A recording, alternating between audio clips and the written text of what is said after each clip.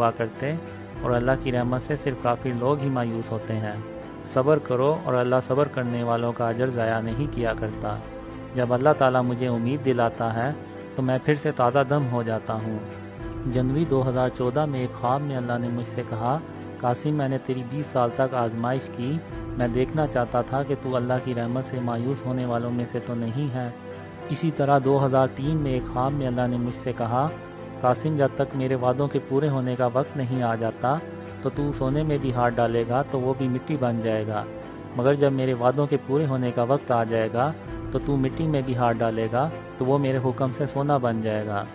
2002 میں ایک خواب میں محمد صلی اللہ علیہ وسلم نے مجھ سے کہا، قاسم اللہ کی رحمت سے مایوس نہیں ہوا کرتے۔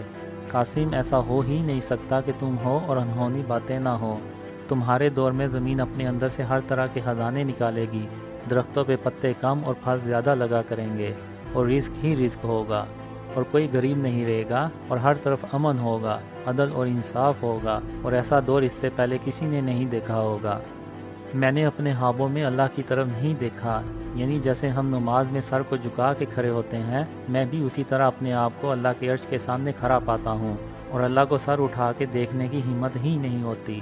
اللہ اپنے عرش پہ ہوتا ہے اور اللہ کی آواز عرش سے آتی ہے، یا پھر اللہ کا نور ہوتا ہے اور اللہ کی آواز اس نور میں سے آتی ہے، یا پھر اللہ آسمان سے مجھ سے ہم کلام ہوتا ہے۔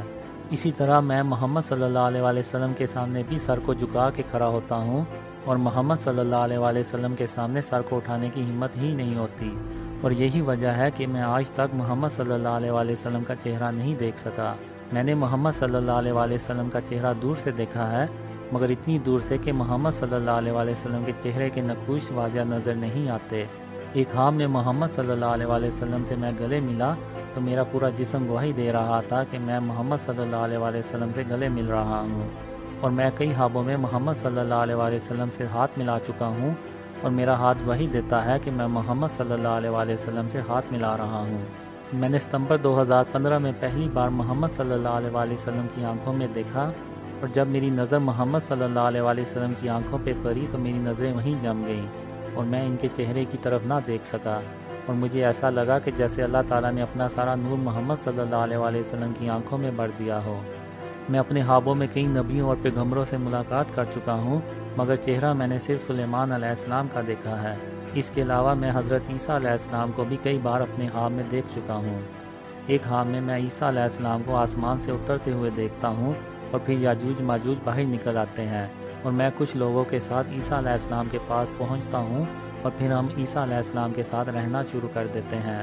اور کچھ خوابوں میں دیکھتا ہوں کہ جب پوری دنیا امن سے بھر جاتی ہے تو اس کے کچھ سالوں کے بعد دجال ظاہر ہو جاتا ہے، اور دجال دنیا کے امن کو تباہ کرنے کی کوشش کرتا ہے۔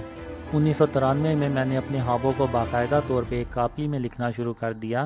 مثلا میں نے اللہ تعالیٰ اور محمد صلی اللہ علیہ وسلم کو کب اور کتنی بار خواب میں دیکھا اور ان سے کیا گفتگو ہوئی، مگر بدقسمتی سے کچھ سال پہلے سامان کی منتقلی کے دوران وہ کاپی مجھ سے گم ہو گئی۔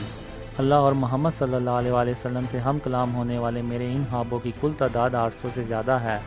ان میں سے بہت سے خواب مجھے ابھی بھی یاد ہیں۔ آج سے کئی سال پہلے اللہ نے مجھے خواب میں بتایا کہ قاسم رات کو سونے سے پہلے سورہ اخلاص، سورہ فلق اور سورہ ناس پڑھ لیا کرو تاکہ شیطان تم سے دور رہے۔ اللہ کا شکر ہے کہ میں اس نصیحت پر کئی سالوں سے عمل کر رہا ہوں۔ اللہ نے مجھے بہت خوابوں میں کہا کہ قاسم ایک دن میں تیری مدد کروں گا اور تمہیں کامیاب کروں گا، اور پوری دنیا تمہاری اس کامیابی کو دیکھے گی، چاہے قیامت کے آنے میں ایک دن ہی کیوں نہ باقی ہو، میں تجھ سے کیے ہوئے اپنے سارے وعدے ضرور پورے کروں گا۔ اللہ نے مجھے یہ کبھی نہیں بتایا کہ وہ دن کب آئے گا، اور میں پچھلے 22 سال سے اس دن کا انتظار کر رہا ہوں۔ یہ ایک بہت ہی لمبی داستان ہے، اور میں ابھی تک اللہ تعالیٰ اور محمد صلی اللہ علیہ وسلم کی دی گئی بشارتوں کے پورے ہونے کا انتظار کر رہا ہوں، اور پچھلے 22 سالوں سے امید لگائے بیٹھا ہوں۔ اللہ نے میرے مقدر میں کیا لکھا ہے یہ میں نہیں جانتا، وہ صرف اللہ ہی بہتر جانتا ہے۔ مزید جاننے کے لیے میرے فیس بک پیج یا یوٹیوب چینل کو وزٹ کیجیے۔ جزاکم اللہ خیر۔ السلام علیکم۔